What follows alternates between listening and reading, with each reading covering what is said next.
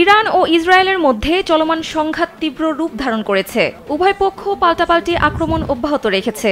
এবার ইসরায়েলের দিকে একের পর এক ক্ষেপণাস্ত্র নিক্ষেপের মধ্যে ইরানের রাজধানী তেহরানের একটি তেলের ডিপোতে বিস্ফোরণের শব্দ শোনা গেছে। সামাজিক যোগাযোগ মাধ্যম এক্সে পোস্টের একটি ভিডিওতে এমন চিত্র দেখা গেছে।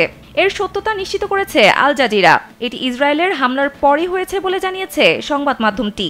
ইরানের তেল মন্ত্রণালয়ের বরাত দিয়ে রয়টার্স বলছে, তেহরানের শাহরান তেল ডিপোতে ইসরায়েলি হামলা চালিয়েছে, তবে পরিস্থিতি তাদের নিয়ন্ত্রণে রয়েছে।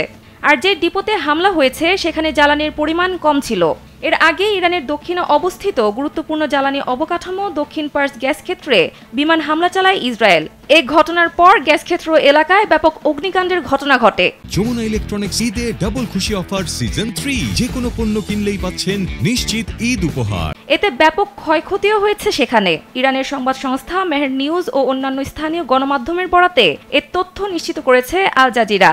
মেহের নিউজের প্রতিবেদনে বলা হয়েছে, ইরানের বুশের প্রদেশে অবস্থিত এই গ্যাস ক্ষেত্রের অবকাঠামো লক্ষ্য করে বোমা বর্ষণের পর সেখানে ভয়াবহ আগুন ছড়িয়ে পড়ে। আগুনে ব্যাপক ক্ষয়ক্ষতির আশঙ্কা করা হচ্ছে।